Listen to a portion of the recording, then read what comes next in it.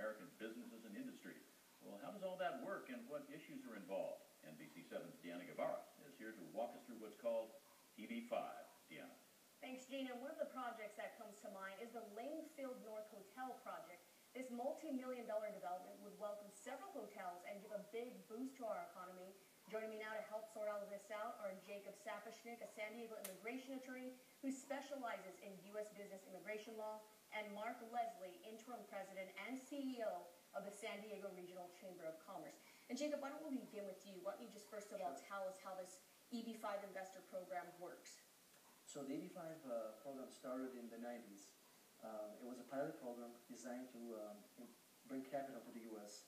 by encouraging foreign investors to come in. The regional centers are created in areas that are with high employment percentage, and they are allowing regional centers to apply for government approval. And once they get approved, they're able to attract investors who invest $500,000 each. And within 2 years, they're able to get green cards as a result. So it's a very popular program in that respect. Sounds like there might be a lot of red tape. And what are the requirements for this program?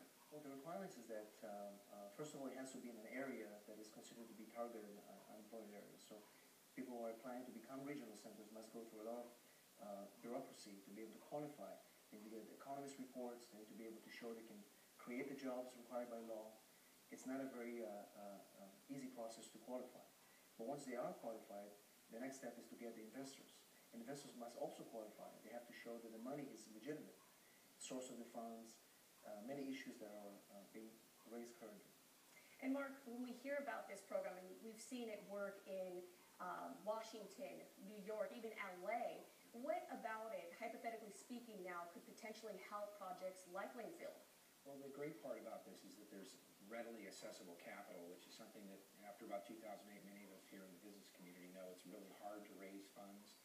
So you've got access to ready money, and the investors, because they get a side benefit, the most important benefit for them being the chance to live and stay in the United States, they're willing to invest that money in projects that would really have a lower rate of return than what a conventional bank or a normal financing organization would look for. Returns can be as little as 2 or 3%, where the average bank is going to look at you and say, we're going to need 6, 7, 8% out of your project. So this is going to create jobs because it allows capital to come in for the kind of project you're mentioning at Langfield. Yeah. And it's seen as a cheap source of financing, right? Developers, I imagine, are probably seeking or at least appealing to something like this. Absolutely. It's gotten to be so popular since money got tight after the downturn that we had in 2008.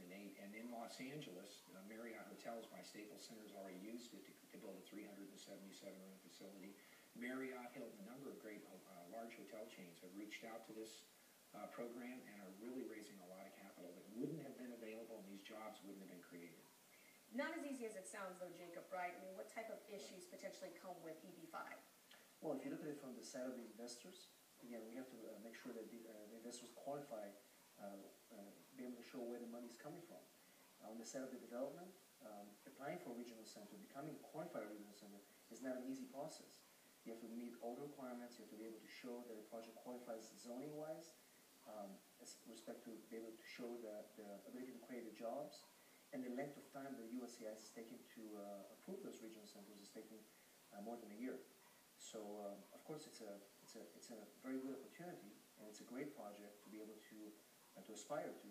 But we will hope that the USCIS will create a more simpler system to be able to qualify both on the project side and on the investor side.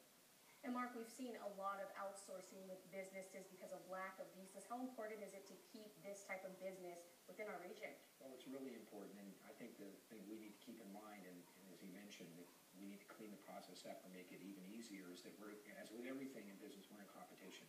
Other countries have discovered or even taught us how to do this. Canada started it before we did, where it's only $250,000 to come in and gain the same rights in the nation of Canada. So we've got to understand that this is a competition.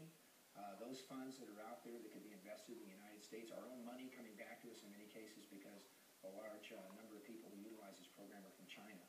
This is a way to bring those dollars back. It creates hard assets in the United States because it creates real businesses and it employs Americans, and it's just a great way to start that cycle. More jobs breed more jobs. And last question, Jacob.